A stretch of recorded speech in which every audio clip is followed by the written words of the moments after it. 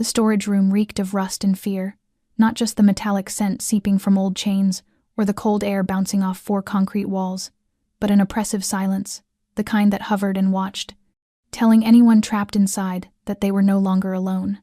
Somewhere in the far darkness, chains clinked softly against each other, like the shallow breath of something infernal. A single bulb swayed overhead, its sickly yellow light spilling across the stained concrete floor, where something dark was slowly spreading. Jamie Carter hung, suspended, wrists raw and bleeding from the ropes pulled too tight. Her breath came fast and sharp, scraping through clenched, trembling teeth, forming faint white clouds in the bitter winter cold of New York. "Just kill me quickly," she whispered, her voice like crushed sand dragging through a torn throat. The footsteps stopped. They resumed again, slow and steady, the stride of a man who had never needed to rush because the world always waited for him. "Look at me." The voice rolled out like velvet wrapped around the edge of a blade, soft yet lethal, the lilt of an Italian accent slicing through the room like the snap of a violin string. She did not look. She could not. Her eyes stayed fixed on the floor where the wet stain continued to bloom. It could have been water or blood. I said, "Look at me." This time, it was no gentle order. The words cut across the air like a whip. Jamie lifted her head, fighting every instinct screaming at her to disappear into silence. And he stood there. Marcus Rinaldi. They called him the Ghost of Brooklyn. Tall and commanding, as if carved from marble and shadow.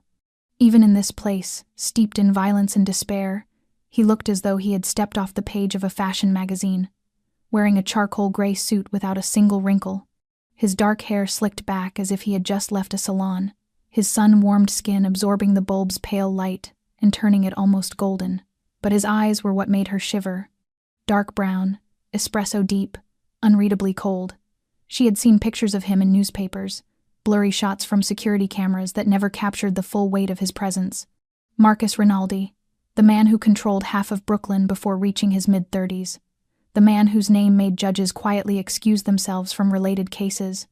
The man politicians crossed themselves over whenever anyone dared speak of him. And now, he was looking at her, unblinking, silent, as if assessing a piece of art or deciding whether it was worth destroying. "What is your name?" he asked. And the way he asked told her this wasn't the first time he'd posed the question. "Does it matter?" Her voice came out stronger than she expected. "Good. She might die here, but she would not beg." A faint smile tugged at the corner of his mouth, almost imperceptible, yet enough to change his entire face. "Everything matters, Jamie. Your name, why you're here, and why the idiots under me thought they could act without asking me first." The calm, almost gentle way he spoke twisted her stomach with a new kind of fear. She had thought he was the one who ordered her abduction, but if he wasn't, then things were far worse. "Jamie," she said, "nothing left to lose. Jamie Carter." He nodded as though he already knew. Then, impossibly, he pulled a small knife from inside his coat. The dull bulb glinted off the blade as he flicked it open with practiced ease. "Please," she whispered, her brief strength dissolving. "Just make it fast." But he did not bring the knife to her throat. Instead, he stepped behind her. She felt the cold metal touch her wrist, heard the rope fibers snap apart, and then her arms collapsed forward, stinging violently as blood surged back into her numb hands. Her legs buckled from the long suspension, and she fell against a solid chest carrying the faint scent of expensive cologne and something darker, more dangerous. "Easy," he murmured, one hand steadying her waist so she wouldn't fall. "You're safe now." A jagged laugh escaped her like broken glass.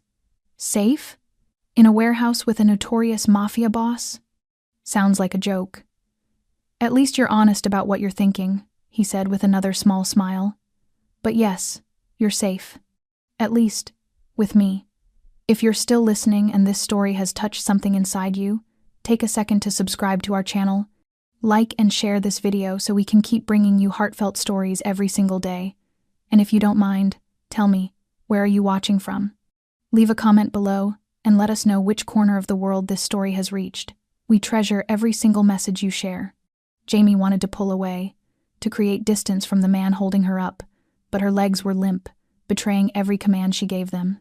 He did not force her to stand, did not take advantage of her weakness, simply held her just enough to keep her from collapsing, but not enough to make her feel owned.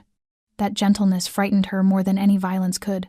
In her mind, Marcus Rinaldi was a monster in a suit, a cold-blooded kingpin with a killer's gaze. But the man in front of her did not move like a murderer. He was dangerous, certainly, but she did not see contempt in his eyes, nor the possessive hunger she had grown used to from others.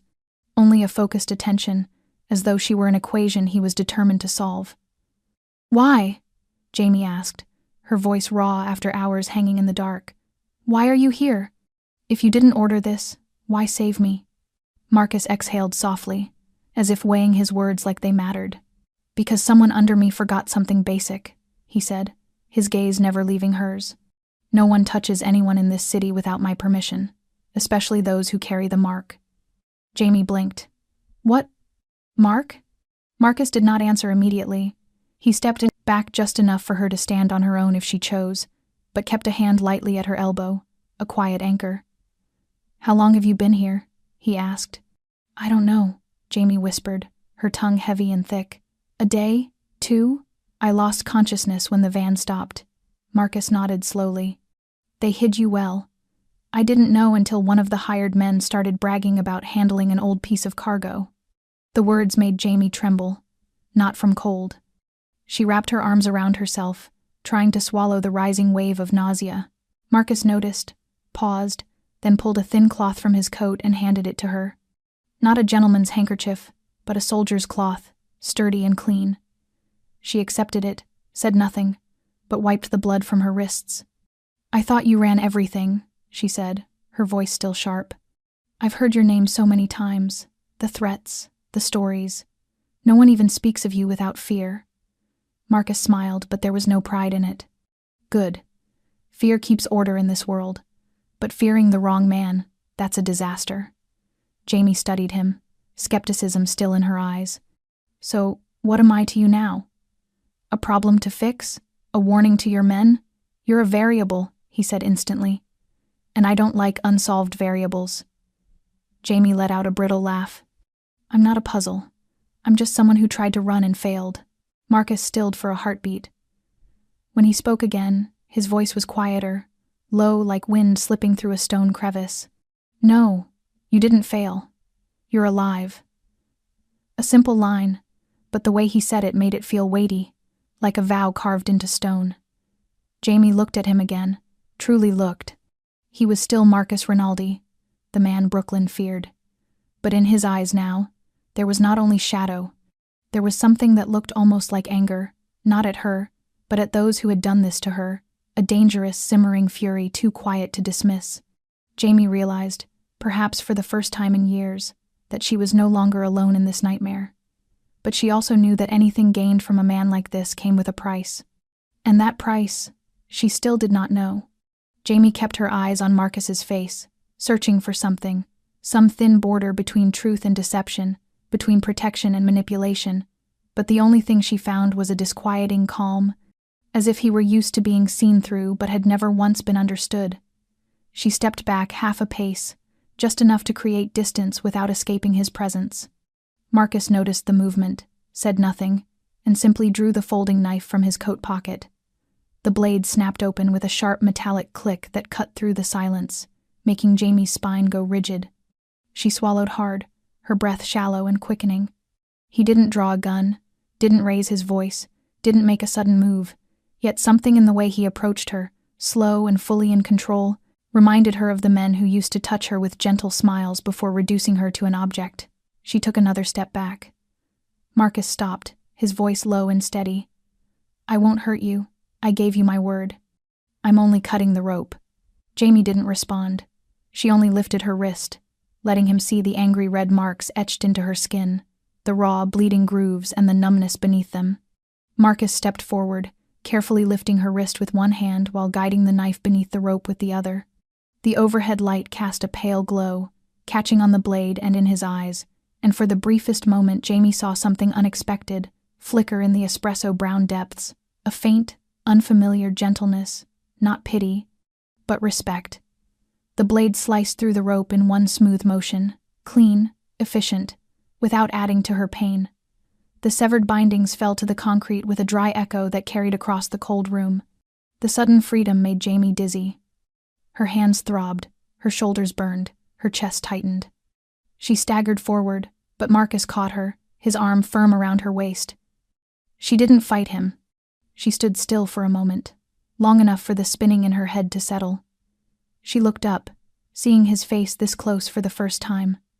Marcus Rinaldi wasn't handsome in a flashy, glamorous way. His features held the quiet refinement of a man whose power did not need an introduction. A sharp jawline, a straight nose, eyes heavy with the certainty of someone who had already read every secret in this room. And in that unguarded moment, when their eyes met, Jamie knew he was not a man who could ever be forgotten. Marcus looked back at her with equal intensity, not assessing her worth, not pretending, but seeing her. Clearly, without flinching, she tightened her hand over her injured wrist, a reflex of self-protection. He released her gently, so lightly she couldn't pinpoint the exact moment contact ended. Jamie exhaled slowly and whispered, "Now what?" Marcus slid the knife back into his coat, his voice quiet and even. "Now I find out why you were marked as a target. And after that, we hunt." She blinked. "We?" Marcus didn't smile. His gaze deepened like the bottom of the Hudson River. "You are a survivor. And I am a man who never forgets the ones who made my sister disappear." Jamie froze, her chest rising and falling. A dozen alarms shrieked inside her, but for the first time in 3 years, a small spark broke through the ash, something not quite hope, but a faint sense that if anyone could make the man who once owned her tremble, he was standing in front of her now. Wind hissed through the gap beneath the metal door, sweeping across the dusty concrete floor streaked with dried blood, turning the room into something that felt like an unburied grave. Jamie shivered, not only from the cold but from the silence stretching between them after his last words. "I am a man who never forgets the ones who made my sister disappear," a sentence that was both a threat and a vow. She looked at him, then turned away. She wasn't ready to face the shadow of herself reflected in someone else's eyes, especially a man who could see through the layers she had spent 3 years building. But Marcus didn't let her hide. "Who are you, Jamie?" he asked, his voice soft but unmistakably grounded. She bit her lip, tasting the metallic tang of blood. That question wasn't simple. It wasn't small talk. It was the opening line of a verdict, or a salvation. "I told you already," she said, eyes on the cold concrete wall. "Jamie Carter." "Names are easy," Marcus replied. "But who are you, truly? Why did they think you were worth abducting and hauling back here like a lost piece of property?" Jamie closed her eyes. Old memories surged like a flood, screams in the dark, a dim light flickering across a concrete ceiling, a red-hot blade pressed to skin, the burning stench of flesh. She had forgotten how to breathe, how to speak, how to believe she was still human. She had survived by becoming a shadow, unnamed, unseen, unheard, and then she escaped. New name, new hair, new state. Each night, a silent prayer that they would never find her. But now she understood it had all been futile. Marcus stood still, hands in his coat pockets, watching her with unwavering patience. No anger, no demands, just waiting. And strangely, that patience tightened something deep in her chest. "Who I used to be doesn't matter," she murmured. "What matters is that now I'm just someone running, a survivor, a walking corpse with scars that don't heal." "Surviving isn't a crime," Marcus said, "but running forever is a prison you build for yourself." Jamie turned to him, meeting his gaze. "What about you? You don't run? There's nothing that scares you enough to make you turn and flee?" Marcus didn't answer right away. Then, like smoke drifting from a crack in stone, he said, "I used to run, but I learned that the more I ran, the closer they got. The more I hid, the stronger they became." "And you chose to fight," she whispered. "I chose to make them fear me more than I feared them." Jamie let out a hollow laugh, joyless and thin. "I once thought I could do that too. But when they started, I wasn't me anymore." Marcus tilted his head, his eyes heavy and quiet. "What did they do to you?" Jamie said nothing. And then, as though every defense she had ever built cracked at once, she lifted her shirt slightly, revealing her lower back where a scorched, raised mark twisted across her skin. A grotesque tattoo, a serpent coiling with hollow eyes and an open mouth, as though swallowing her soul. Marcus stepped close, not touching her, only looking. His eyes changed. No longer the eyes of a dangerous man, but of a predator awakened by a buried rage. "Serpent brand," he murmured, barely audible. Jamie lowered her shirt, hiding the part of herself no one had seen since she escaped. "Now you know," she whispered, her voice raw. "I was property. Once marked, forever theirs." Marcus stared at her, his eyes darkening to something fierce.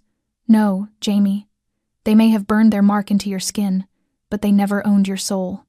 If they had, you wouldn't be standing here." Jamie held his gaze for a long moment. And in that fragile, wordless space between two strangers, something real passed between them. An unspoken recognition, a shared darkness, a truth no longer hidden. Marcus remained still, his gaze locked on the place where Jamie's scar had disappeared beneath the torn fabric of her shirt. And though neither of them spoke for several long, stretching seconds, the air between them thickened with everything they had not yet said. Jamie felt her whole body tighten, as if even Marcus's breath might be enough to make her collapse all over again. He stepped forward half a pace, slow and without a hint of threat, yet she still recoiled instinctively until her spine pressed against the cold wall. Her eyes were sharp with fear, like a small animal that had just slipped from the jaws of a predator and was ready to claw one last time. Marcus did not move closer. He stopped where he was, holding just enough distance to keep from invading her space, and when he spoke, his voice carried a weight deeper than the darkness filling the room. "I have seen that mark before," he said. Jamie's fingers curled around the edge of her shirt, clutching it as if she could tear herself open. "Then you know what it means." "I do," Marcus answered, his gaze never leaving her face. "Serpent brand, the emblem of one of the human trafficking branches under the K group, one of the cruelest divisions they have." Jamie shuddered, her whole body reacting to memories etched too deeply to fade. "They don't call it a tattoo, they call it a marking ritual, the same way people brand cattle with heated iron." Marcus's eyes narrowed, his voice dropping to something barely above a breath. "They did that to you?" Jamie did not answer at once. She bit her lip until she tasted blood, then gave a tiny nod. "I was one of their high-value items 3 years ago. When I tried to escape the first time, they strapped me to a metal chair and heated the iron for 2 minutes before pressing it into my back. One held my arms, one held my legs. The third one laughed." Marcus's hand curled into a fist, the knuckles turning white.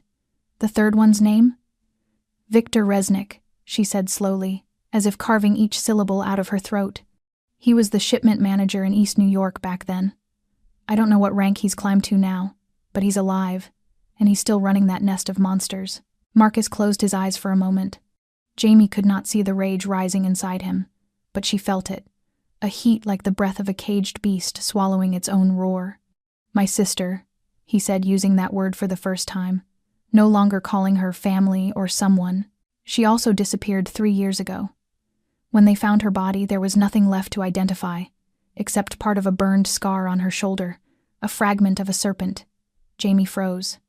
She looked at him, and for the first time saw a crack in the fortress Marcus had built around himself. She said nothing. She didn't need to. The silence between them was no longer empty. It was shared grief, thick and wordless, built from blood and ash. Marcus opened his eyes again, his gaze sharp as a blade. "That scar," he said, "is not shame, it is proof, that you survived, that they did not kill you." Jamie shook her head, her eyes burning. "It is a sentence. It reminds me every morning that I was once turned into something less than human." Marcus stepped forward another half pace, and this time she did not retreat. "It does not remind you what you were, Jamie. It reminds you that you broke the chains, that you are no longer their property." She looked up at him, and in his eyes she saw no pity, no soft consolation, only a controlled fury and a kind of respect she had not expected any human to offer her. For the first time in years, her chest ached with something she had forgotten, a sense that someone saw her not as a victim, but as a fighter. "I have been running from that scar for 3 years, she whispered. "Every city I passed through, I wondered whether someone would notice it. Whether anyone had seen it before, in the dark rooms where doors didn't open." Marcus tilted his head, his voice a distant rumble like thunder far off. "I see it now. and I cannot ignore it, just as you will never forget." Jamie swallowed hard, the air around them thickening. "If you want revenge," she said, "I won't stop you, but don't drag me into it. I don't have anything left." Marcus looked at her steadily. "I am not dragging you in, Jamie. I am asking you to stand with me." The sentence shook something loose inside her. After years of fleeing, someone dared to look at that scar, not to condemn her, not to pity her, but to declare that it could be the beginning of something else, not an ending, not a verdict, but a call to survival. Jamie went still, her lips pressed together to keep from reacting. She was not someone who sought justice, and she was certainly not someone who chased impossible battles. Yet Marcus's eyes were not like the voices that once lured her into hell. They did not demand. They did not claim. They were simply an open door. And what unsettled her most was that she didn't immediately turn away. Marcus took an unlit cigarette from his coat, rolling it between his fingers as though he needed something to keep his rage from splitting him open. His voice low and steady, not trembling, but with something cracked woven through the spaces between his words. "My sister's name was Elena," he said, 6 years younger than me, old enough to paint her nails and slip love notes into shoeboxes and believe the world would be gentle if she was gentle first. She always thought I was a hero. Jamie didn't interrupt. She stood as still as if any movement might shatter his story and send it scattering into dust. Elena disappeared one August afternoon. She was walking home from summer class. The distance was only 3 blocks, full of sunlight and bus engines, but no one saw her after the corner turn. Marcus paused, gripping the cigarette, his eyes darkening as if staring straight through time. 3 days later, a warehouse on the outskirts of Newark was found. The smell inside forced the firefighters to wear full masks. There were 4 bodies, 3 unidentifiable. The 4th was confirmed by a broken half of a gold necklace, identical to the piece I kept. Jamie felt her stomach clench. The details didn't need description. The images bloomed in her mind as if sketched in blood. On her shoulder they found part of the serpent brand. I don't know how they took her, or why. She wasn't reckless. She wasn't mixed up in anything dangerous. Maybe it was just easy, convenient. Maybe it was because she was my sister. Jamie inhaled sharply, the pain in his voice slicing into her like shards of glass. Marcus didn't need to shout or weep. His silence weighed heavier than any outburst. "I killed 3 men afterward," he said. "Not the ones who did it, only the ones closest to her that I could find. But none of them were connected to Victor. He was smarter than all of them. He vanished the moment things heated up." Jamie clenched her fists. Victor. His name had been the shadow at her back for 3 years, and now she learned he was also the demon haunting the man in front of her. Something thin and fragile felt like it was tying their ruined lives together. Marcus lit the cigarette but didn't smoke it, letting the flame burn for a moment before pressing it out with his fingers. No flinching. No reaction. The pain had become a habit. "I swore that if I ever had the chance, I would erase that rotten network from the map," he murmured. "Every last one of them. I am not the police. I don't need evidence. I only need names." Jamie said nothing, but her heartbeat quickened, because for the first time, the broken pieces inside her began to shift in the same direction as someone else. Not toward revenge, toward an ending. Jamie did not know who spoke first. It might have been her. It might have been him. Or perhaps the silence that had stretched too long had transformed into a language that required no words at all. But when their eyes met again, what quietly rippled through the air was no longer suspicion or hurt. It was something unfamiliar yet unmistakably real. Alliance. She exhaled softly.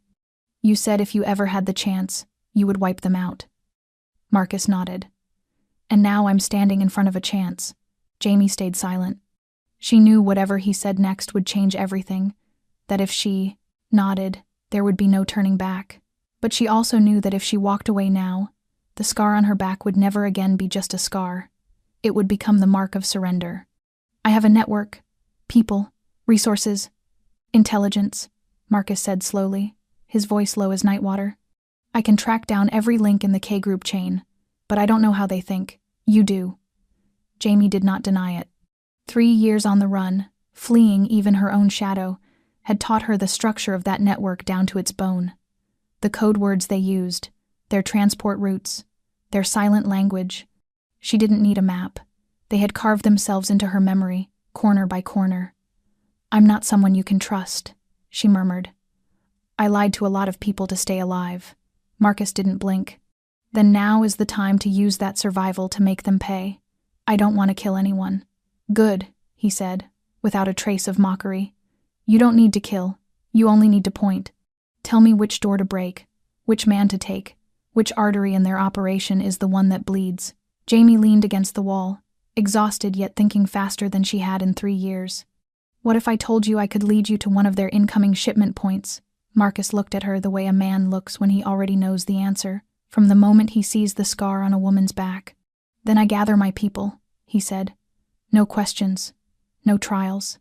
Jamie lifted her gaze, her eyes no longer uncertain but sharpened by something colder. "And what if I tell you I once worked for the government, that I was embedded in that network as an undercover operative?" Marcus did not frown, did not look surprised. He simply studied her, as though the final pieces of a puzzle were falling into place on their own. "You're not an operative anymore," he said. "No. Not since they pulled out of the mission and left me behind. I'm nothing now." "Then now you are simply yourself." The words sounded simple, but they carried the weight of a verdict. Jamie gave a brittle laugh. "And what is myself? Someone betrayed, stripped, branded like cattle?" Marcus shook his head, his voice cold as wind threading through a graveyard. "You are a living witness, the only person who ever walked out of their hands with her memory intact. And if you agree to work with me, we won't just cut down a branch. We will rip out the entire root." Jamie looked at him longer than usual, not searching for lies, but searching for something she thought she had lost long ago. Meaning. "I have conditions," she said. Marcus nodded once. "Say them. I want to know every plan, no secrets, no manipulation." Agreed. "And when this is over, I decide where I go, what I become, with no debt and no leash. You will be free." Jamie tightened her hand. "And if I fall back into their hands, I want you to promise you won't. Let me live." Marcus did not answer immediately. He stepped forward, close enough that she could hear his heartbeat, steady and forceful like a war drum. "I promise," he said, voice deep and certain. "But I also promise this. I will not let that happen." Jamie nodded without another word. In that moment, in a freezing warehouse with 2 people who believed they had nothing left to lose, a pact was forged. No paper, no lawyers, no witnesses, only 2 scars, and a promise. The warehouse was so silent Jamie could hear the whisper of her own clothing as she turned. The agreement was set, but both of them understood there was no room for mistakes now. She looked at Marcus under the dim overhead bulb, which cast his face half in light, half in shadow, as if mirroring the nature that lived inside him. She once thought she knew what survival meant, but standing here now, she understood something new. Survival wasn't merely breathing, it was knowing what price she was willing to pay to finally be free. Marcus pulled a small device from his coat and set it on a rotting wooden crate, a voice recorder. No connection, no transmitter. A simple piece of equipment placed on the makeshift table like a reminder. From this moment on, their words and decisions would matter. He looked at her. Jamie nodded without hesitation.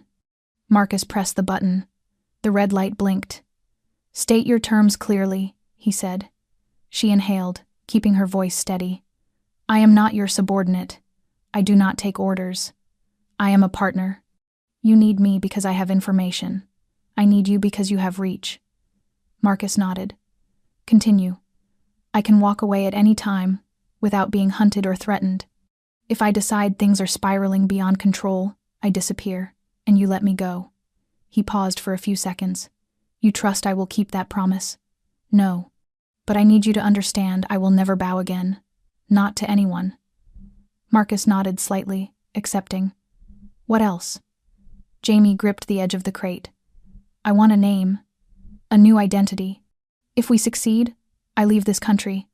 I start a life somewhere no one knows who I was." Marcus studied her, his eyes seeming to read through her without judgment. "Freedom always has a price." "I already paid in advance with 3 years of hell," Jamie said quietly. "The rest, I pay with their blood." He didn't smile and didn't nod. He simply pressed the stop button on the recorder and put it away. "Fine, you'll have what you asked for. But I have one condition of my own." Jamie folded her arms, wary. "Say it," Marcus stepped closer, stopping a single arm's length away. While you work with me, you do not lie. You do not hide information. No double games. She gave a dry laugh. I was an undercover operative, Marcus. My whole job was lying. But you are Jamie now, he said. Not any of the identities you wore before. If you want me to see you as someone I can trust, that is the only rule. She didn't answer right away, but eventually she nodded, sharply, as though stitching that vow into her own skin. Fine. From now on, truth. Even if it kills me. Marcus extended his hand. Not the cold clasp of a Mafia deal. Not the blood-slick grip of men who traded in pain, just a hand offered between two people who had lost everything and were now wagering what little remained on a nameless war. Jamie stared at that hand for one brief moment. Then she placed hers into it. The grip was firm, warm, steady. It was not the beginning of a plan. It was a commitment. And the first marker of freedom, whatever the cost might be. As their hands parted, Marcus turned toward the rusted warehouse door, pushing it open with his shoulder to let the faint light of the first dawn after a long night spill in.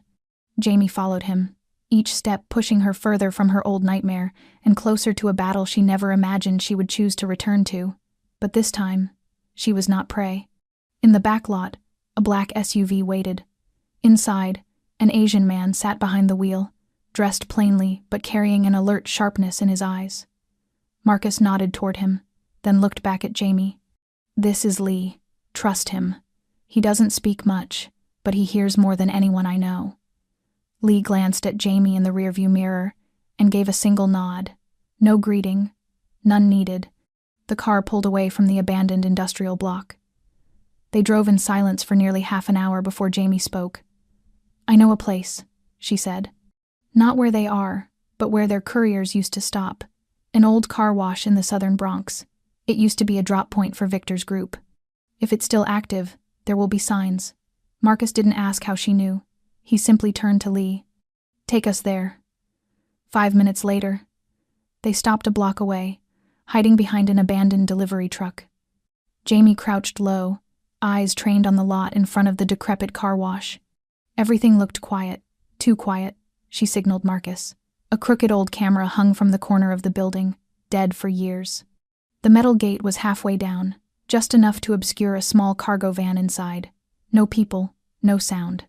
But when they crossed the overgrown grass and slipped through the side door, Jamie knew the feeling in her chest had been right. Someone had been here recently. The smell of cigarette smoke was still fresh. A tire track etched into the dusty concrete, and on a broken control table sat a device Jamie never thought she would see again. A mobile signal receiver used to tap into low-frequency internal radio chatter. Lee turned it on. Static screeched for a few seconds before a voice bled through, warped by interference but unmistakably real. You sure that girl ain't dead? I hate when the product runs before we pull the chip.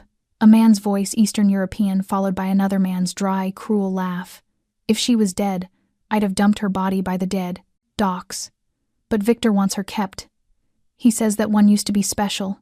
You know what kind of special he means. Jamie froze, her hands curling into fists. Her throat tightened. It was them. It was their voices, the men who had locked her up, who laughed while she screamed. Marcus shot her a look, then gestured for Lee to record. The laughter crackled again through the receiver. I bet she thinks someone's coming for her. Poor thing. If she's smart, she'll kill herself first. Click. Silence. Jamie shut her eyes. Her whole body trembled not with fear, but with the rising pulse of fury. 3 years of terror. 3 years believing she would never be strong enough to listen to those voices again. But now, hearing them, the only thing she wanted was to make them scream. Marcus lifted the receiver, staring at the blinking signal light. This frequency isn't something civilians can access. They're still operating like a closed organization. Lee pulled out a recording drive, plugged it in, and began saving the file. Marcus turned to Jamie. Recognize any voice? Jamie nodded. The one who laughed first is Anton Resnick. He used to handle transport in eastern Queens. The other one? I'm not sure. Maybe Luca or Petrov. I need to hear more. Marcus placed a hand on her shoulder, not gripping, just present.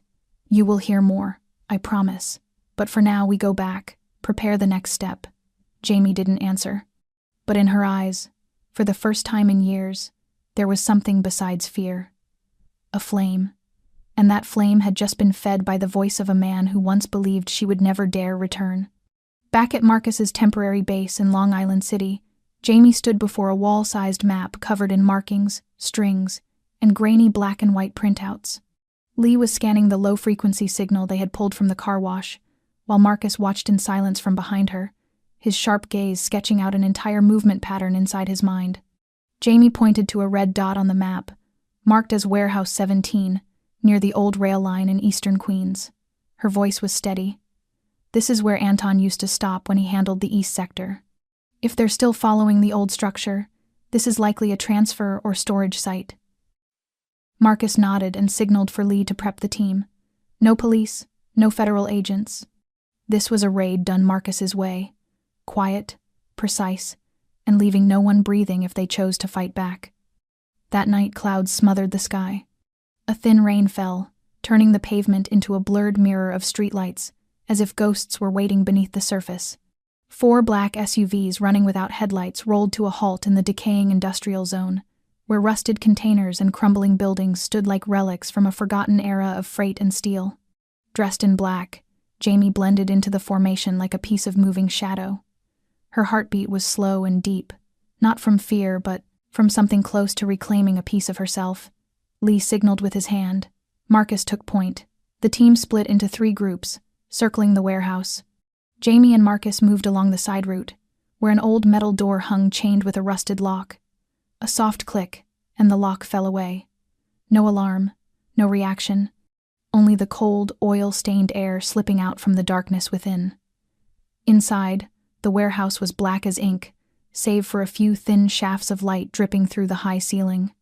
A delivery truck sat in the middle, and beside it were 3 men loading crates. One of them was Anton Resnick. Jamie recognized him instantly, the same fitted clothes, the same neat haircut, the same crooked grin that looked like he was sneering at the world itself. Marcus raised his hand and pressed his thumb down twice. The signal. 3 seconds later, the main doors crashed open. Lee's team stormed in from both sides. Shouts erupted. Flashlights exploded into light. One of the men reached for a gun but dropped dead before his fingers touched the trigger. Anton spun to run toward the back exit and froze. Jamie was standing in the narrow passage, a Glock leveled at his chest. His eyes flickered surprise, then recognition. His mouth opened, but before he could form a single word, Marcus's voice sliced the air from behind her, cold as steel. "Don't waste breath. He's yours." Jamie stepped forward, each step anchored and controlled. Anton gave a strained laugh. "Didn't think you were still alive." Her voice cut through him like a blade slicing paper. "You should have known the day you let me escape." He glanced around, realizing he was surrounded. He dropped his gun slowly and raised his hands. "I know what you want. I can give you names, addresses, hell, even where Victor is hiding. Don't kill me." Marcus didn't move. Jamie didn't blink. "You're not leverage," she said. "You're living evidence. I'll keep you breathing just enough to talk." Anton was bound, dragged out like a sack of meat. A few others were taken alive. The rest lay motionless on the concrete floor. The entire raid lasted fewer than 8 minutes. But for Jamie, those 8 minutes were an entire lifetime turning over to a new page. When they stepped out of the warehouse, heavy rain began to fall. Jamie lifted her face, letting the icy drops run down her skin. For the first time, she didn't feel soaked in fear. She felt something closer to hope. Anton was handcuffed with plastic restraints, a wet rag shoved into his mouth, bruises blooming across his back from the struggle. He was shoved into a small room behind Marcus's temporary base, once a storage area for mechanical equipment, now an unofficial interrogation cell. No excess light, no windows, just a cold metal table, 2 chairs, and a hidden camera in the corner. Jamie entered without a sound, like a specter. Marcus stood behind her, hands off. He knew this confrontation wasn't his. This was the moment Jamie had to face the darkest part of her memory. She looked at Anton, the man who had once been her nightmare made flesh. He panted through clenched teeth, his eyes flickering between fear and arrogance. She pulled the rag from his mouth, not fast, not slow. Anton spat water onto the floor and gave a crooked smile. "I know you won't kill me. You need me." She didn't react, just pulled a chair and sat down, eye to eye. Maybe, she said, but that doesn't mean I forgive or forget. Anton tilted his head, his nasal voice carrying that familiar mocking lilt. Didn't think you were alive. After that night, you disappeared like smoke. We thought you were dead under the docks. Jamie didn't blink. That was your plan, wasn't it? Brand me, torture me, and when I had nothing left to sell, dump my body like trash. Do you know how many never made it out? Anton shrugged. Business. Don't be emotional. Jamie rose suddenly, leaning in close, her shadow swallowing him. You think this is just emotion? Her voice dropped to a lethal whisper. You think I'm just some broken girl who got lucky and ran away? Anton stared at her, unsettled by the absolute lack of fear in her eyes. You were merchandise. High value maybe, but still just merchandise. I spent 3 years watching you, Jamie said, her voice cold as ice. I memorized the routes, the shift changes, the way Victor discards people when they become liabilities. I know you, Anton, and I know that right now, to Victor, you are already dead because you let me find you. Anton's eyes widened slightly. He swallowed hard. I'm not here to negotiate, Jamie continued. I'm here to finish what you started, not for myself, for the others, for people like Elena Rinaldi. The name fell into the room like a stone dropped into a still lake. Marcus stiffened behind her. Anton frowned, searching his memory. That girl? Yeah, I remember the name. Screamed a lot. Weak one. Didn't last 2 days. The words had barely left his mouth when Jamie struck him. Her hand cracked across his face, not fueled by blind rage, but by something sharper. Justice. Anton toppled backward, chair clattering, blood spilling from his lip. Marcus didn't stop her. No one did. When Anton lifted his head again, the smile was gone. Jamie leaned close, her voice steady. You'll talk. Every name, every drop point, every apartment, every account. You'll lead us to Victor. Or I will leave you in this room, and I'll let Marcus decide what to do with the man who laughed at his sister's pain. Anton gasped for air, looking from Jamie's cold eyes to the dark silhouette of Marcus standing like an executioner in the corner. The arrogance washed clean from his eyes. He gave a small, trembling nod. Jamie stepped back and released a long breath. She wasn't shaking. She didn't cry, but she knew she had just crossed a door. She could never return through. She was no longer a victim, no longer just a witness. From that moment on, she was the guide in the hunt for the very demons who once dragged her into hell. Marcus stood before the metal board where the map had been pinned, his finger tracing the routes leading toward the southern piers of Brooklyn, stopping precisely at a red mark, Pier 17. A receiving point abandoned after a massive storm a decade ago, a place without modern security systems, erased from the city's tax records, and therefore perfect for human traffickers to conduct business away from anyone's eyes. Anton had talked after hours locked in a freezing room, his pulse slowing under the influence of neuroblocking drugs and relentless psychological pressure, stammering that Victor would be there at midnight on Friday to meet a middleman from Europe with a new shipment. Jamie stood behind Marcus, listening to every word repeated back, feeling her skin turn cold as if brushed by sea wind, while her heartbeat thudded slow, steady, and heavy, like a drum announcing something larger drawing near. Lee moved around the room, checking each headset, each rice grain-sized tracker, each gun clean to a shine with no trace of oil. In his hand was the personnel list for that night, no more than 10 people, all handpicked by Marcus, all carrying blood debts against K Group. People who had lost family, people who had lived on the edge of the law, but had never once betrayed trust. Marcus didn't need numbers. He needed precision, needed people who would not hesitate when the moment arrived. Jamie stepped closer to the map, her eyes landing on the container yard behind the main warehouse, the place where she remembered seeing Victor walk out of a cold metal room, holding a cup of hot coffee and laughing as if savoring someone's pain behind a closed door. She pointed to it, describing each of Victor's steps, each spot where guards usually lingered to smoke, each narrow space in the sheet metal roofing one could climb through without being seen. Marcus didn't ask how she remembered so clearly. He simply looked at her and nodded once, as if confirming she was now an essential part of this plan.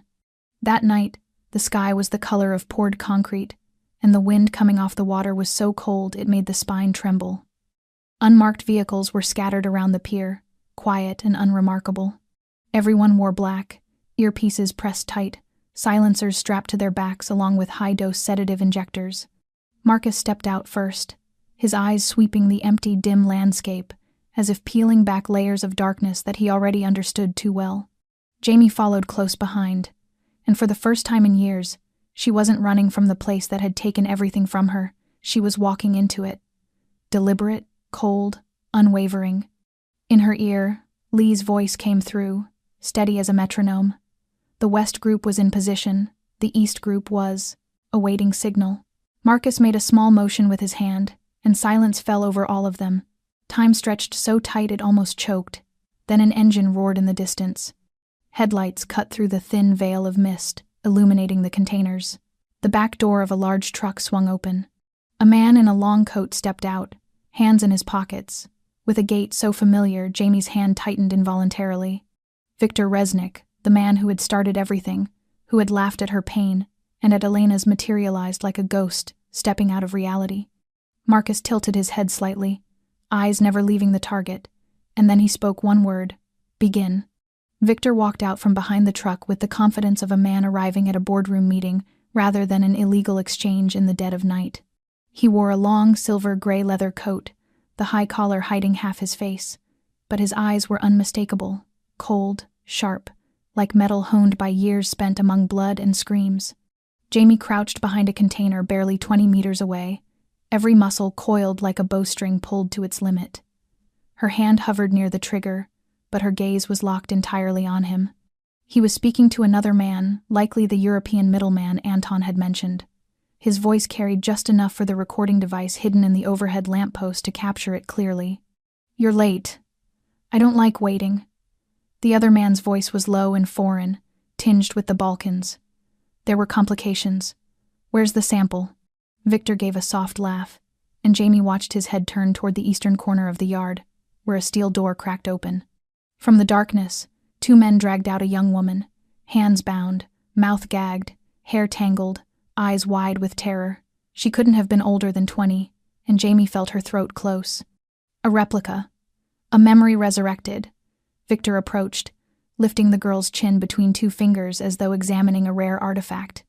"As you can see, merchandise remains pristine, but special inventory doesn't stay quiet for long. You know how to keep them that way, don't you?" The middleman didn't reply, busy inspecting a faded serpent mark on the girl's wrist. Victor's eyes darkened, and a low chuckle escaped him. "That reminds me, do you know who my most special merchandise used to be?" No one answered. The entire pier seemed to freeze. Victor took a few slow steps toward an old container, speaking as though confiding in the shadows. "Jamie Carter, a fake name." He paused, smiling. "Echo 7.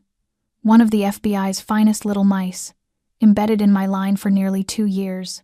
She thought I didn't know, but I always knew." Jamie heard every word like a blade slicing into her ear. Marcus heard it too, not far from her, his entire body gone still. Victor continued, almost with theatrical pleasure. "She was good at pretending, good at lying. She cried so beautifully, begged so, beautifully. And when I let her live, let her believe she escaped, that wasn't failure. I wanted to see how she would live knowing she was just a pawn whose turn was over." He turned abruptly, staring into a dark corner, his voice slicing the night. "Are you listening, Jamie? I know you're here." Jamie's finger tightened on the trigger, cold sweat prickling down her spine. Everything blurred around her except his voice echoing inside her head. "I hope you enjoyed those 3 years of freedom. Because tonight, I'm going to burn every memory you have all over again." From his vantage point, Marcus felt something cold crawl up his back. He glanced toward Jamie. She wasn't speaking, but her face had gone pale, not from fear of being exposed, but from a deeper wound being dragged into the open. Not by Victor, by the truth.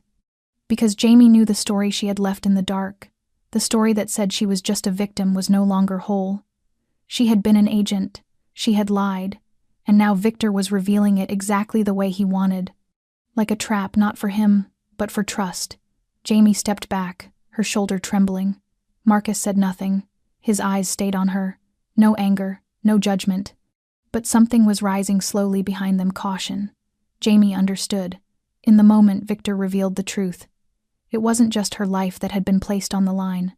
It was the fragile thread between her and Marcus stretched thin, waiting for one breath too many to break. Jamie stood frozen behind the steel container, every word Victor had spoken still echoing in her mind like a hammer striking metal. Echo 7. FBI. There was nothing left to hide. Not from Victor, and especially not from Marcus. The wind coming off the water howled through the gaps between rusted shipping crates, carrying a cold sharp enough to cut through skin and lodge deep in her chest. She turned her head. Marcus remained where he was, only a few steps away, his shadow stretched long beneath the dim glow spilling from a container lamp. He was silent, unmoving, but his eyes were different now. Gone was the direct, steady trust he had shown her before. What replaced it was doubt raw and unshielded, as if someone had stripped away the last piece of ground he believed was real. Jamie couldn't form words. She knew anything she said now would sound like a cover. Marcus took a step toward her, each footfall heavy as stone. He stopped directly in front of her, his voice low and rough, but not angry. How long? That question cut deeper than an accusation, because it wasn't blame, it was the quiet ache of someone who had just lost his footing. Jamie drew a breath, unable to meet his gaze. 2 years inside their network, then 3 years running after I was exposed, meaning from the very beginning, she had never been what she seemed. Marcus looked straight at her, voice steady but weighted like granite. So back at the warehouse, when I found you, when you collapsed and told me to finish it, all of that, was it real? Or just part of another performance? Jamie finally lifted her head and looked at him without shields. I wasn't acting. Not then. Not when you cut the ropes. But I couldn't tell you the truth. Because I knew if I did, you would never take me with you. Marcus didn't answer. He turned away, eyes drifting toward Victor, still speaking casually with the broker as if he controlled the entire night. Do you know what I hate most? He said softly. Not liars. But people who choose the perfect moment to reveal the truth when they know there's no time left to turn back. Jamie swallowed hard, her voice trembling. I didn't choose the moment. Victor did. He wants to divide us. Marcus let out a dry, humorless breath. I don't need Victor's help for that. You already did it. Their silence settled like thick fog between them. In the distance, Lee whispered into the earpiece, signaling a shift in formation. The operation was still underway. The objective still stood. But in this small pocket of time, between Jamie and Marcus, something had cracked. Not shattered, but the first fracture had appeared. And sometimes, a fracture was all it took to bring down a wall. Jamie didn't cry. She simply stood there, wind sweeping her hair to one side, and in her eyes flickered an unspoken truth. I lied, but not to betray you. And Marcus turned not because he was abandoning her, but because if he stayed one moment longer, he feared he would ask one more question, one he wasn't ready to hear the answer to. Marcus had barely turned away when gunfire erupted at the head of the pier, shredding the thin silence that had barely held their doubts at bay. A bullet tore past the container, punching into the steel with a burst of sparks. Lee's voice cracked through the comms. They've spotted us, fall back. Ambush point compromised. Marcus yanked his Glock from his hip, slid out from behind cover, and fired 2 sharp rounds toward the muzzle flash glinting atop a shipping crate roof. Jamie dove after him purely on instinct, her mind no longer capable of dwelling on the conversation they had just left behind. Every sense now moved with the survival reflex drilled into her years ago. Across the pier, an engine roared. Victor's truck lurched backward toward the exit, as if he had already anticipated the ambush, and he wasn't fleeing alone. From behind the containers, silhouettes erupted, men clad in body armor, submachine guns raised, unleashing a storm of bullets toward Marcus's team withdrawing to the west. A round grazed Jamie's shoulder, slicing a burning line of blood but not deep enough to stop her. She staggered, righted herself, and kept moving, breathing through the pain. Her grip on the gun tightened. She slid along the side of a container, eyes locked on Victor's escape path. Marcus shouted, "Hold position, block his exit. Don't let him leave the pier." Lee and 2 others opened fire on the truck's rear tires. Both exploded, rubber flying, but the vehicle kept dragging itself forward, scraping past spilled crates and a leaning old lamppost. Victor didn't falter. He ducked lower, signaling his guards to swing open the truck's back door and yank the bound girl toward the cab, using her as a shield. Jamie's veins iced over. Not again. She wouldn't let another girl take the suffering she had endured. "Marcus," she screamed. "Don't let him take her." Marcus rolled behind an abandoned forklift, took aim at Victor, but before he could fire, a mercenary lunged out, gun aimed at his chest. The shot rang out. The mercenary slammed to the ground. Jamie had fired, her hands trembling. She rushed to Marcus, pulling him to his feet. They exchanged no words, but the look between them was an understanding. This battle had no room for personal wounds. In the distance, Lee shouted, "Cut him off, rear gate now." A barrage of bullets followed, striking the truck's fuel tank. Flames burst through the metal, lighting the night in searing gold. Victor rolled out of the driver's seat, dragging the girl with him, barking orders for cover fire, but the net was closing. One by one, Marcus's people appeared from the dark, guns locked onto every escape route. Victor laughed wild, unhinged, pressing the muzzle to the girl's head. "You think I won't, Marcus? I've killed younger than her. Back off. Now." Marcus didn't move. Jamie didn't move. Wind ripped through the burning pier, carrying smoke, salt, and the stench of blood, but everything seemed to hold its breath as Victor's gun touched the trembling girl's temple. A single shot cracked. Not Victor's, not Marcus's, Jamie's. The bullet tore through Victor's shoulder, spinning him back, forcing him to release the girl. Lee lunged forward, pulling her to safety. Victor turned toward Jamie, eyes blown wide not from pain, but disbelief. And before he could raise his weapon again, Marcus fired once, a precise shot into Victor's leg, dropping him onto the concrete where blood pooled into the dark water, spilling across the pier like the end of a long-delayed game. Sirens wailed in the distance. Jamie let her gun fall, breath ragged. She turned to Marcus. He looked at her longer than necessary. He said nothing, but in his eyes, something had been held onto, and something else perhaps had been forgiven. The wail of approaching police sirens grew sharper with each passing second, the flicker of red and blue lights bleeding into the darkness like restless veins pulsing across the night. The entire harbor lay smothered in the aftermath of gunfire, thick with smoke, ragged breathing, and the acrid scent of burning rubber.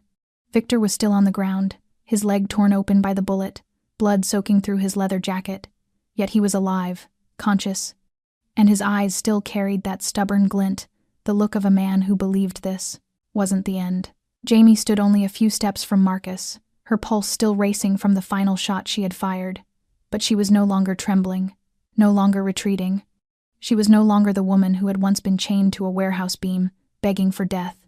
She had just saved Marcus's life, and more than that, she had saved herself from reliving the nightmare that had once swallowed her whole. Marcus moved toward Victor, about to signal Lee to restrain him, when a sudden noise rang out from atop the nearby container.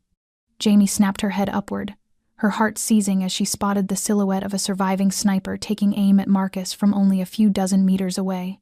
No one else reacted in time, no one except her. Instinct overtook thought. Jamie lunged forward, slamming into Marcus and shoving him aside, both of them hitting the hard concrete just as the bullet tore into the steel behind them, sparks exploding like fireflies. Pain shot through Jamie's shoulder as they fell, but she held on to Marcus, shielding him with her body. When he lifted his head, he saw her eyes on him, not the eyes of someone who needed saving, but of someone prepared to sacrifice without hesitation. Marcus pushed her aside, rising sharply just as Lee and the rest of the team opened fire on the rooftop. The sniper was hit, tumbling off the container in a heavy, final thud against the concrete below. Silence swept over the pier again, broken only by the rapid thud of Jamie's heartbeat hammering against her ribs. Marcus knelt beside her, and for the first time there was no distance in his gaze. Why? The question needed no long explanation. Her breath trembled, warm and shallow, with blood still trickling from her earlier wound. "Because I don't owe you," she whispered. "I chose to. Not because of the past, not to make up for anything, but because I want to protect what's left." Marcus held her gaze for a long moment, before offering his hand, pulling her to her feet. That hand felt warm and steady, just like the night he had freed her in that dark warehouse. But this time, neither of them was bound, neither of them was a victim. They stood amid smoke, spent shells, and the ruin of impossible choices, but they had survived it together. Jamie turned toward Victor, now tightly bound, his face pinched with pain, yet turned away from her as their eyes met. His power was gone, his voice silenced. His ending was not death but utter helplessness. And in that helplessness, Jamie understood that the victor was never the one who fired the last bullet. It was the one who could still stand and face forward after being dragged to the deepest edges of darkness. Marcus placed a hand on her shoulder, a gesture not of pity but recognition. She was no longer merely a living witness. She was part of this fight in her own right, and it was far from over. But next time, she would not be waiting to be saved. She would be leading the charge. Marcus pressed a hand to his earpiece, Lee's urgent voice cracking over the comms. "We have a problem. I don't see little Lucia in the safe zone." Jamie's blood ran cold. She whipped her head toward Victor, who still lay motionless beside the container, his limbs bound but his mouth curled into a small, smug smile, utterly unbecoming of a defeated man. He had been silent since being captured. No resistance, no protest, only a restless flicker in his eyes as if awaiting a perfectly timed reveal. Jamie stormed toward him and grabbed his collar, yanking him upright. "What did you do to her?" Victor lifted an eyebrow, his shoulders shaking in a faint, mocking chuckle. "Not me. I'm right here, aren't I? But I always prepare." Jamie's grip tightened until her knuckles blanched. "Don't play games with me. Where is she?" Victor turned his eyes toward Marcus, then slowly back to Jamie. "She's your reflection. Don't you see it? The eyes, the anger, the fear tucked away beneath it. I just thought, it would be a shame if you had to watch it happen again. Like Elena," the name was a blade sliding effortlessly beneath her ribs. Jamie staggered back, choking on air. Marcus drew his gun and pressed it to Victor's forehead, his voice a low growl. "You do not get to say her name." But Victor simply closed his eyes, breathing out softly, like provoking them was the last move in a game he had already played to completion. A phone rang. The device in Victor's coat pocket buzzed violently. Lee snatched it and glanced at the screen. No caller ID. Marcus nodded sharply, and Lee answered on speaker. A man's voice filled the cold air, smooth and oily, laced with a faint Eastern European cadence. "Everything has gone exactly as Mr. Victor predicted. The target has been moved to the meeting point. We await further instructions." No one spoke. Jamie grabbed Marcus's hand, her gaze turning fierce. "We cannot let them take Lucia away. I'm going." Marcus hesitated, his voice rough. "Jamie, if it's a trap, if they're trying to pull you out where we can't protect you." She nodded. "Maybe they are. But I'm the only one they want to talk to. I used to be a pawn. Now I'll use that to end this game." A set of coordinates pinged to the phone, pointing toward a remote section of forest in northern New Jersey, over an hour's drive away. They split up. Marcus assigned Lee and 2 others to accompany Jamie, while he stayed behind to secure Victor and ensure nothing slipped through the cracks. The road to the meeting point narrowed into a single track, surrounded by dense pine trees, the wind dragging long, haunting whispers through the branches. Jamie stepped out of the vehicle, her gun hidden beneath her coat, her eyes sweeping the shadows. Ahead stood an old wooden cabin, its door slightly ajar, a dim pool of amber light spilling from within. She entered cautiously, her heart pounding. Inside, little Lucia sat on a chair, her hands loosely bound, her mouth uncovered, her wide eyes reflecting both fear and relief. Standing behind her was a broad-shouldered man whose face she did not recognize, yet the way his hand rested on Lucia's shoulder made it unmistakably clear he was more than a guard. He smiled, his manner gentle as though this were a simple negotiation. "Jamie Carter, or perhaps I should call you Agent Echo 7. We want to make a deal." Jamie tightened her grip, her voice a blade. "Give me the girl. If you don't, I will make sure none of you walk out of here whole." The man chuckled softly. "No need for threats. We have no interest in keeping the child. But Victor, he wanted you to see your own helplessness.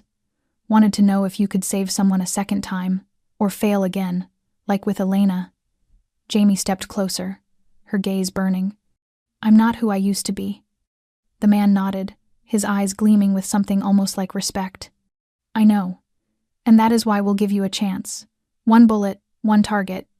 If you shoot me before I pull the trigger, the child lives. If not, then history repeats." The game began. Jamie drew a slow breath, reaching behind her. No trembling, no doubt. She had survived the worst, and now she would end it, once and for all. Jamie stood motionless inside the cold, breathless wooden cabin, each tick from the old wall clock echoing like a countdown on Lucia's fragile life. The little girl sat frozen on the chair, her wide, terrified eyes locked onto Jamie, as if clinging to the last thread of hope she could find. The man behind her wore a faint smile, his hand resting lightly on the grip of the gun at his hip, a gesture that did nothing to hide the ease with which he was prepared to pull the trigger. Every escape route flickered through Jamie's mind and died just as quickly. The distance between her and the man was too small, the risk too heavy. One wrong move, one nervous twitch, and Lucia would never take another breath. Jamie drew in another long, steadying breath, her hands slowly lifting, her gaze never leaving the girl's. "I didn't come here to play games with a child's life. I came here to end this." The man raised an eyebrow, a brief flicker of surprise crossing his features before he let out a soft laugh. "So you choose surrender. How humane." Jamie nodded, her voice low and unwavering. "Yes, I surrender. Let the girl go and I'll accept whatever you want. I came unarmed." "You can check."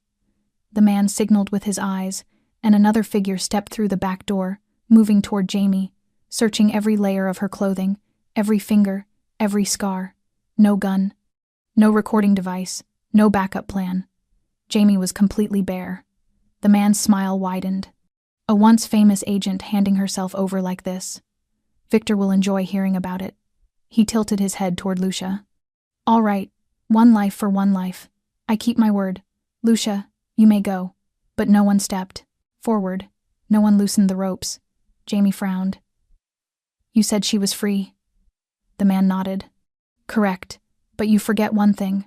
Freedom is never free." He drew his gun suddenly, not at Jamie but toward the door. In that split second, Jamie saw the back door crack open, and Marcus's familiar eyes glint in the darkness as he raised 3 fingers. 3 seconds. Jamie understood instantly, and she moved. She let her body drop to the floor as if fainting from fear, the man chuckling as he stepped closer to check. But the door burst open, and a gunshot cracked through the cabin, the first bullet tearing into the man's shoulder and dropping him instantly, his weapon skittering across the floor. Jamie rolled aside, sprang up, and the thin blade she had hidden in her waistband flashed as she hurled it toward the second man, rushing in through the left window. The blade sinking into his wrist and knocking the gun from his hand.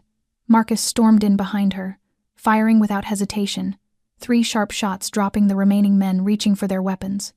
Amid the chaos, Jamie raced to Lucia, slicing through the ropes and pulling the trembling girl close, shielding her small head with her body as the final bullets echoed through the rotting cabin walls.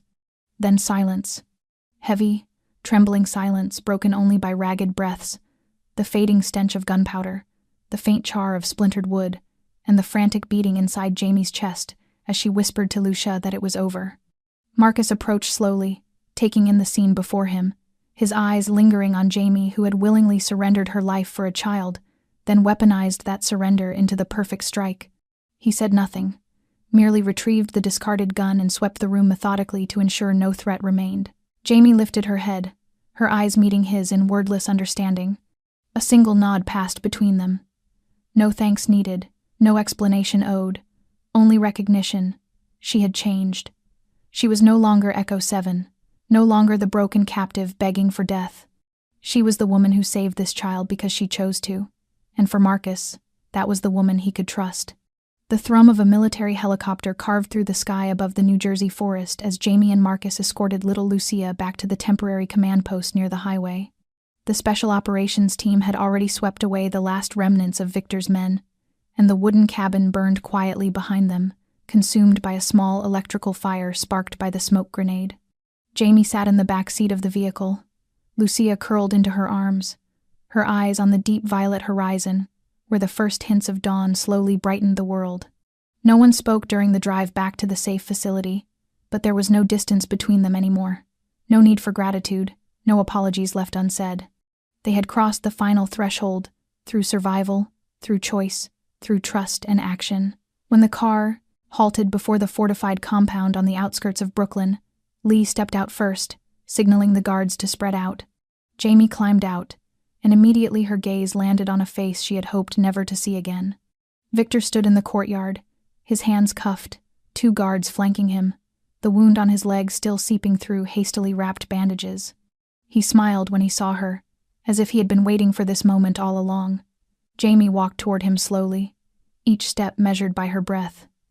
No one stopped her. No one needed to. Victor lifted his chin. I know you won't kill me. You're the kind who needs rules to feel righteous. But me? I am the rule. Jamie stood before him, her expression neither angry nor afraid, only a suffocating stillness. She pulled the Glock from Marcus's holster, Marcus silent behind her, offering neither push nor protest. She raised the gun and aimed at Victor's forehead. He did not close his eyes. He even smirked. Do it. End it. One bullet, and everyone will call it justice. But Jamie did not pull the trigger. Instead, she lowered the gun, her gaze never leaving him. No, I won't kill you. Not because I'm weak. Because you don't deserve the mercy of a bullet. You'll face judgment under the law, and under the memories of every life you've destroyed. I want you alive. I want you waking up every day seeing the faces of children like Lucia, hearing the voices of people you will never hurt again. That is the real death sentence. Victor froze, speechless for the first time. Jamie turned away, placing the gun back into Marcus's hand without looking, but as she walked off, a small sound behind her stopped her in her tracks. Victor had lunged for the sidearm of one of the guards, his blood-slick hand curling around the grip. Jamie spun on instinct, but too late. A gunshot cracked through the cold morning air. Not from Victor. From Marcus. One bullet, straight into Victor's chest. His body collapsed to the concrete like a burlap sack torn open at the seams. This time, it truly was over. Jamie stared at his lifeless form. No sorrow. No regret. Only a period. Not marking Victor's end, but her own awakening. Echo 7 was gone, buried with the man who once believed he could control her life. But Jamie Carter remained.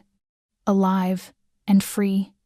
A thin rain fell over the courtyard of the temporary detention site as Jamie stood alone beneath the overhang, the yellow light spilling from the hallway behind her, casting her shadow long across the damp concrete.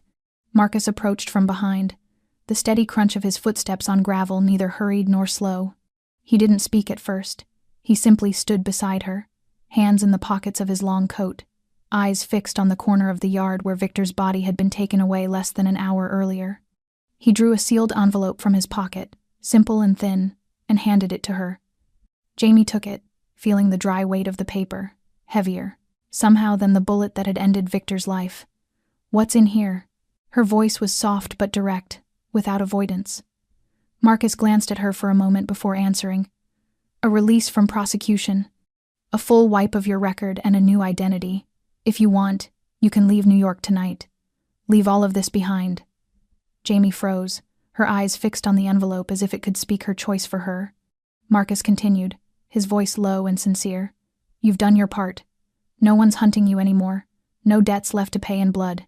You can disappear, live a life untouched by the past. You're no longer Echo 7, no longer an agent, no longer someone on the run. You're Jamie Carter. And you have the right to choose for yourself for the first time. The wind rose, sweeping a few decaying leaves against the edge of the roof. Jamie opened the envelope and saw inside a new identification card, a passport, and a one-way plane ticket to a small town in the western United States, a place where no one knew her name and no one cared why she had arrived. She let out a quiet laugh, but it wasn't a relieved laugh. It was thoughtful, almost conflicted. I used to think if I ever had this chance, I wouldn't hesitate. I dreamed of disappearing. But now that it's here, I'm not sure. Marcus nodded, not pushing her. That's why I didn't choose for you. I only gave you the option. The decision is yours. You're not cornered anymore. Jamie folded the envelope and held it tightly in her hand. I don't know if I'm ready to be ordinary, but I know one thing. I don't want to live in the dark anymore, pretending none of this happened. I don't want a life built on running. Marcus turned toward her, his expression softening. So what will you do? Jamie looked out into the thin rain, her voice steady. I'm staying. I owe something to the dead and to the living. I want to end this, not just for myself, but for Elena and for every victim. I want to use the truth to change something. If anyone knows what it's like to lose everything, it's me. Marcus didn't answer, but he nodded. In that nod lay agreement, and a deep respect that required no words. No one was forcing her. No one was binding her. Just two people standing side by side, and a decision born out of freedom. She didn't need to run. She would walk forward. And this time, under the name she had reclaimed with blood and courage, Jamie Carter, not Echo, not anymore. Jamie sat alone by the window of the small room above the temporary headquarters, the streetlight filtering through frosted glass, casting a pale stripe of brightness across her cheek. Outside, the city refused to sleep. The streets glimmered faintly, cars moved like fragments of unfinished memories. She held the new identification card in her hand, the face of the woman she could become printed on its surface, though inside she still felt like Jamie Carter, with all her fractures unhealed. She turned the card over and over as if hoping it could show her the future in its cold letters. Freedom. What did that word taste like? She had once believed freedom meant leaving everything behind, disappearing into silence, becoming someone no one spoke of again. But now, with Victor gone and the shadows receding, she finally understood that freedom wasn't walking away from everything, it was having the courage to face everything without fear. Freedom didn't come from escape, but from choosing the road ahead, and she had chosen to stay, to face the past, to rebuild from the wreckage, rather than cover it with a new name. But alongside freedom came something heavier: debt. Not financial, not to an organization, but to people. Jamie owed Elena a chance she could never give. She owed Lucia a safer world to grow up in. She owed Marcus the trust she had fractured, and she owed herself an honest answer to whether she deserved to keep living. She knew she couldn't restore everything. She couldn't bring back the dead or erase what she had done as Echo 7, but she could turn mistakes into resolve and pain into purpose. No one was asking her to do this. That was precisely why it mattered. No orders. No mission briefing. Only the will to reclaim the part of her humanity once crushed under fear. Marcus had been right this time, it was all up to her. And that was more terrifying than any underground network she had ever infiltrated, because it was real. No one to blame. No excuses left. Jamie rose and stepped toward the small mirror in the corner. She studied her reflection for a long time, not to check her scars, not to measure her wounds, but to confirm that the woman in the mirror was truly her, a woman who had broken but not vanished, who had despaired but not surrendered, who was learning to live again, not for anyone else but for herself. From the kitchen downstairs, she heard Lucia giggling as she played Uno with Lee, the soft sound ringing like a bell signaling something new had begun. A beginning without grandeur, but real. Jamie exhaled slowly, turned toward the desk, folded the envelope with the new identity, and placed it in the drawer before locking it. She didn't throw it away, but she wouldn't carry it with her either. If she needed it one day, that would be a different choice. But today, she chose to stay. Not out of fear or obligation, but out of freedom. Dawn broke across Brooklyn's horizon as a gentle sweep of light tearing through the last remnants of night. In the small room on the second floor, Jamie Carter stood by the window with a cup of hot coffee in hand, her gaze on the first rays brushing across rooftops still slick with dew. The distant honk of an early bus, the soft whir of a delivery bike rolling down the street, the footsteps of the paper carrier, all of it formed a familiar overture that never lost its quiet vitality. A new day had begun, and for Jamie, it was more than that. It was a new chapter. She was no longer Echo 7, no longer the shadow moving through raids and interrogations, no longer the survivor crawling out of torture and betrayal. She was Jamie Carter, a woman who chose confrontation over fleeing, forgiveness over vengeance, life over mere existence. Her journey had not started with triumph, but with collapse. Not with applause, but with silent tears. Yet in every fracture, in every moment she nearly broke, she had learned how to rise. Jamie stepped into the hallway where Lucia sat by the window reading a book, her face lighting up the moment she saw her. It was the gaze of a child who knew this world still had people willing to protect what was good, gentle, and right. Jamie smiled and sat beside her, saying nothing, simply sharing a peaceful moment after too much storm. Life twisted in unpredictable ways, dragging us down at times, but as long as we didn't give up, hope remained. And in mornings like this, we all had the right to choose to live fully. Jamie's story wasn't just a journey of survival. It was a reminder that every person can find themselves again after breaking. That was the truest lesson in her story. Freedom isn't something handed to us. It's something we claim when we dare to face our pain, forgive ourselves, and begin again, even with the smallest step. And if you've followed her story and feel your heart stirred, we hope you'll share your thoughts in the comments. How did Jamie's journey resonate with you? Did it remind you of someone in your life? Have you ever stood at your own crossroads between forgiveness and fear, between holding on and letting go? Tell us. Your reflections are the fuel that keeps us creating stories that touch the deepest parts of the heart. And if you found meaning in this emotional journey, don't forget to subscribe, like, and share this video with the people you care about. We'll bring you new stories every day, stories full of inspiration, tenderness, and humanity, crafted for listeners of all ages, especially those who appreciate slowing down and reflecting. Thank you for spending your time with us through this long story. We wish you and your family good health, peaceful spirits, and days filled with meaning and joy. Goodbye, and we'll see you in the next video.